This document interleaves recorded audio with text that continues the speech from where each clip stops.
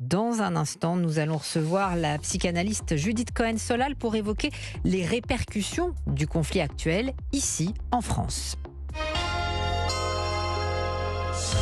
Cette semaine, à l'occasion de la Transat Jacques Vabre, Europe 1 et la compagnie Corsair vous offrent un voyage de rêve pour deux en Martinique. Dans un hôtel 4 étoiles avec vue imprenable face à la mer, découvrez la petite France des cocotiers, ses plages de sable fin et ses eaux turquoises. Pour tenter de gagner ce magnifique voyage en Martinique, Rendez-vous toute la semaine à 7h20 sur Europe 1. Corsair, transporteur officiel de la Transat Jacques Vabre. Pour assurer ma retraite, pour en profiter pleinement. Avec AJP, assurez votre retraite sans faire l'impasse sur les enjeux sociaux et environnementaux d'aujourd'hui et de demain. Épargne, retraite, assurance emprunteur, prévoyance, santé. Avec AJP, vous êtes assuré et associé. Pour connaître tous nos engagements, rendez-vous sur agipi.com, agipi.com, rubrique Nos engagements ou contactez un agent AXA. Pour se protéger en voiture, on met sa ceinture. Pour se protéger du soleil, on se met à l'ombre. Et pour se protéger et protéger les autres du Covid-19, de la grippe et des virus de l'hiver, on aère régulièrement son logement, on se lave fréquemment les mains et on porte un masque quand on est malade, dans les lieux très fréquentés et en présence de personnes fragiles. Contre les virus de l'hiver, gardons le réflexe des gestes barrières. Ceci est un message du ministère de la Santé et de la Prévention, de l'Assurance Maladie et de Santé Publique France. Peugeot. Vous êtes au volant de votre utilitaire et vous réalisez que votre planning est aussi chargé que votre véhicule. Vous vous dites que c'est le bon moment pour vous offrir les services d'un nouvel équipier, un utilitaire plus adapté au rythme de vos journées. Mais que le bon moment, c'est maintenant, pas dans 6 mois. Chez Peugeot, pas besoin d'attendre pour compter sur un pro. Jusqu'au 30 novembre, profitez de remises supplémentaires jusqu'à 2 000 € sur des utilitaires disponibles immédiatement. Rendez-vous pendant le temps des pros en point de vente et sur professionnel.peugeot.fr, dans la limite des stocks disponibles. 19h41 sur Europe 1. Merci de passer la soirée avec nous. Depuis maintenant 1 mois et le conflit au Proche-Orient, la société française se fracture. Chacun se sent obligé de prendre position. Vous pouvez nous appeler pour témoigner au 01 80 20 39 21. Europe 1 soir, 19h-20h. Hélène Zellani. Et à 19h43, merci à tous ceux qui nous rejoignent sur Europe 1. 7 octobre, 7 novembre, 1 mois depuis cette terrible attaque du Hamas, puis l'offensive d'Israël sur Gaza. Des images, des récits qui se sont insinués à tous les étages de la société, au travail, dans les familles, entre amis, mais aussi dans les écoles. Bonsoir Judith Cohen-Solal. Bonsoir Hélène Zellani. Merci d'être à mes côtés dans ce studio. Vous êtes psychanalyste, psychologue clinicienne, auteure et essayiste. Je voulais vous recevoir parce que ce conflit pose beaucoup de questions auxquelles vous allez nous aider à répondre. D'ailleurs, il y a d'abord cette injonction à être forcément d'un côté ou de l'autre. On ne peut pas rester hors de ce conflit. Alors, d'autant plus si on est juif ou si on est arabe ou musulman. Bien sûr. Là, c'est vraiment... l'injonction est très, très forte. Après, il y a, à partir du moment où il y a un massacre, où il y a des morts, la guerre, on attend toujours de la société civile, des artistes, qu'ils prennent parti dans la mesure où ils l'ont souvent fait. Donc là, il y a une forme d'injonction pour tous ces gens-là. Il ne faut pas oublier quand même qu'il y a aussi toute une population qui ne parle pas de ce qui se passe, qui en est loin, mais qui n'est pas certainement celle que nous fréquentons. Mais ça nous arrive. J'ai des remontées, par exemple, dans les classes, dans plein d'endroits, pour les élèves, dans les classes de collège ou de lycée. C'est pas le sujet qui les habite en ce moment. Donc c'est assez paradoxal. Vous parliez des juifs et des musulmans. Les Français juifs peuvent trouver très difficile qu'on les assimile forcément aux Israéliens et à des pro-Netanyahou, de même que les Français musulmans ne se sentent pas forcément palestiniens et encore moins évidemment terroristes. En fait, il y a une assimilation de part et d'autre. Parce qu'il y a un préjugé qui associe le mot Israël à juif, alors qu'il y a 20% de la population en Israël qui n'est pas juive quand même, peut-être qu'il faut le rappeler, et qui associe arabe terroriste ou musulman terroriste. Et ça c'est à l'œuvre dans les esprits. Ça infuse.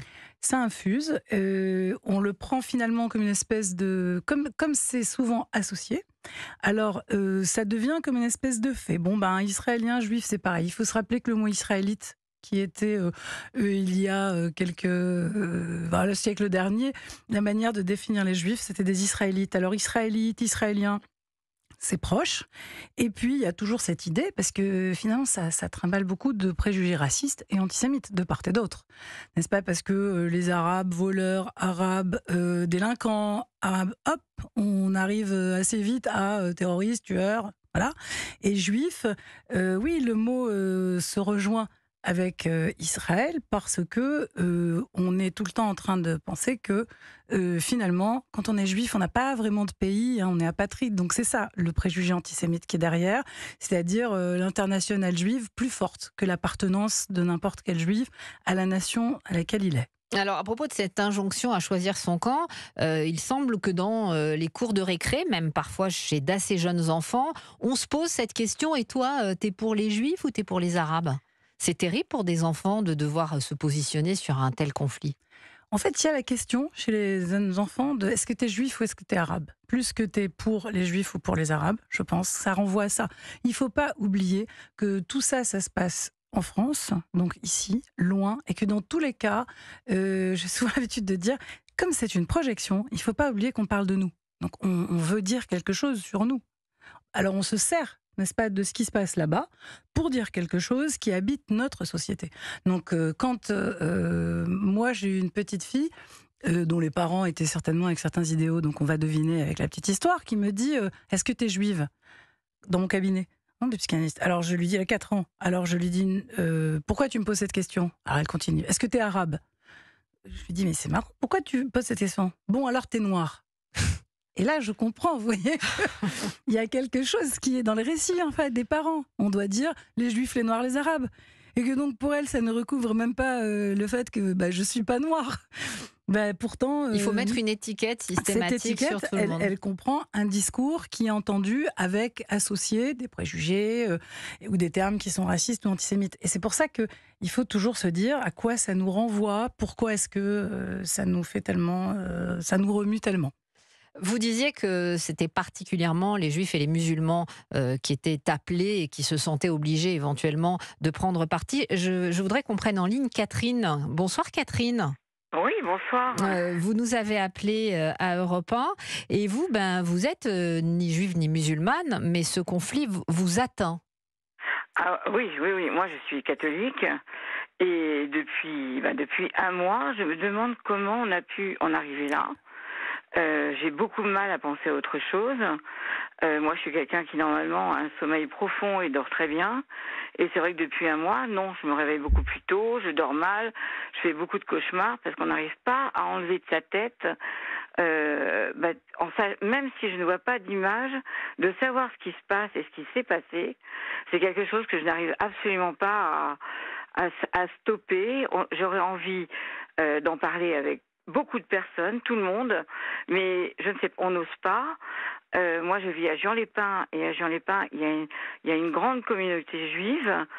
Quand j'en croise, j'aurais presque envie de les prendre dans les bras, parce que ils doivent se sentir tellement mal, même si, bien sûr, je trouve terrible ce qui est en train de se passer à Gaza, mais cette espèce de massacre qu'il y a eu, je peux pas le comparer. Je peux pas, parce que tout ce qu'on a vu, tout ce qu'on nous a dit, tout ce qui s'est passé, c'est avec des mamans enceintes, des enfants qui ont vu tout ça, qui ont vu leurs parents être tués devant eux et eux après massacrés, j'arrive pas à me l'enlever de la tête. Et c'est vrai qu'on n'arrive pas. Ça va être Noël là, dans un mois. D'habitude, j'adore Noël. Et là, j'arrive même pas à me projeter, rien.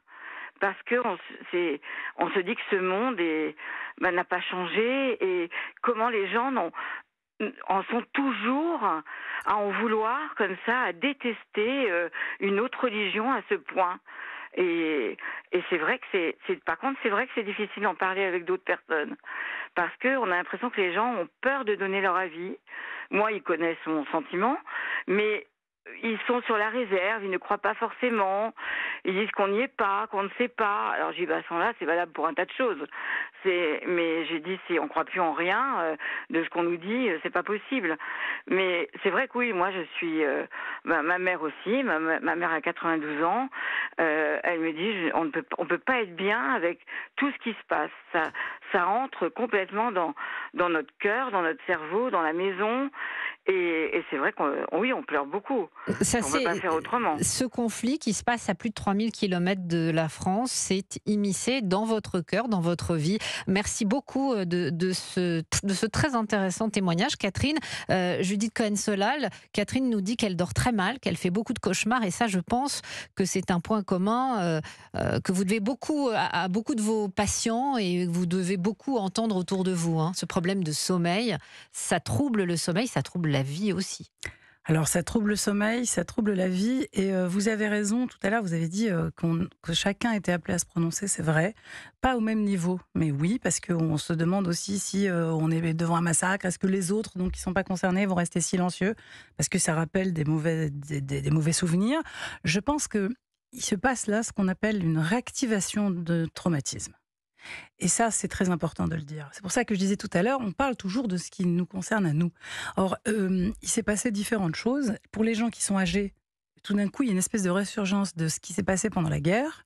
Et puis, il y a pas si longtemps, les attentats ici du Bataclan. Il y a quelqu'un qui est rentré dans une école, certes juive, mais enfin qui a tué des enfants à bout portant. Il y a Charlie.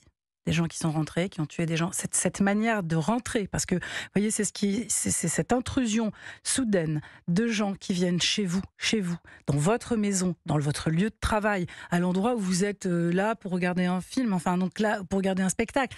Et ça, cette intrusion-là, c'est ce qui nourrit tous les cauchemars. Mais j'ai envie de dire tous les cauchemars, tout le temps. Les enfants, quand ils parlent de leurs cauchemars, rien à voir avec la situation, ils ont toujours peur que les voleurs vont venir les prendre dans leur lit, qu'ils vont pénétrer dans la maison. Donc ça, c'est quelque chose qui vient réactiver des fortes angoisses qui sont archaïques. Et par ailleurs, il y a ces angoisses d'un traumatisme qu'on n'a pas tellement digéré, qui est justement ce qui s'est passé au Bataclan, ce qui s'est passé ici en France. Et là, tout d'un coup, ça réactive, parce que, ok, on s'est dit, ça y est, et puis on n'a pas trop, on a voulu dire, ça y est, maintenant c'est fini. Et le fait que ça revienne, alors là, c'est doublé. L'angoisse, elle est double. Elle est de ce qui se passe là-bas, sans doute, mais de l'extrême angoisse que ça pourrait arriver ici, chez nous. Mais chez nous, dans notre maison. Bien sûr, non, mais bien sûr, vous avez entièrement raison. Cette auditrice disait qu'elle avait envie de serrer des gens dans ses bras, et qu'à la fois, elle avait personne à qui parler. C'est très paradoxal aussi. Il est vrai que tout le monde est tellement à fleur de peau que chacun, en fait, les gens qui se sentent très concernés ou qui se sentent touchés plus particulièrement, mais finalement tout le monde, beaucoup de gens, attendent de l'autre de la sollicitude. Mais c'est curieux parce que c'est une forme de sollicitude qui est au-delà de la sollicitude. Ils voudraient que l'autre adhère exactement au même ressenti qu'eux. Mais alors là, ça ne marche jamais. Donc l'autre n'est jamais au rendez-vous. On envie de dire, c'est toujours un rendez-vous raté. Donc quelqu'un qui vient et qui vous dit, par exemple, des gens qui envoient des messages. Je sais qu'il y a des juifs qui reçoivent des messages, maintenant aussi des musulmans qui reçoivent des messages. On s'inquiète pour vous, est-ce que vous allez bien? Alors c'est sympa ça, non? Vous avez des gens qui disent, mais pourquoi il me demande ça à moi en fait? Pourquoi il me demande? Vous voyez, on est dans une situation où... Alors après, il y en a d'autres qui disent vraiment, c'est terrible ce qui s'est passé, en même temps, les bombes, les Palestiniens. Comment ça? Tu vas comparer le massacre qu'il y a eu, on a arraché les enfants dans la ventre de la mer, et avec... écoutez, il y a des morts. On est sur le fil. Voilà. Judith Cohen-Solal, on a malheureusement quasiment fini notre entretien. Je voulais dire un mot de l'humour juif. Est-ce que même au plus profond du désespoir, le rire peut sauver? Le rire, dans tous les cas, il sauve dans cela qu'il nous propose de faire un pas de côté. Le rire et l'humour, c'est souvent, alors on parlait d'humour juif, il se trouve que voilà, petit sujet qui m'est proche en ce moment, mais ça permet de se regarder et justement de sortir de la situation que l'on vient de décrire avant.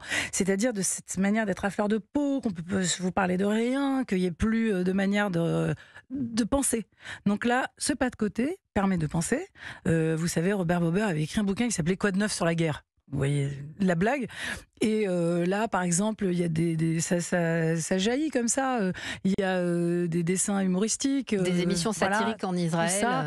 Ah bah, il y a, j'ai vu quelque chose qui dit, bah alors, qu'est-ce qui se passe là en ce moment? On ne peut plus dire qu'on n'aime pas les juifs sans se faire traiter d'antisémites.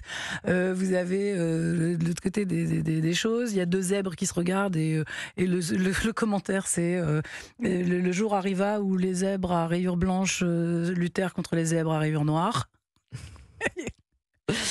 Merci beaucoup Judith Cohen-Solal, psychanalyste et auteur, justement, voilà pourquoi je vous posais la question. Vous êtes auteur avec Jonathan Ayoun du bouquin de l'humour juif aux éditions Bouquin. Merci d'être venu. Merci Hélène Zeleny.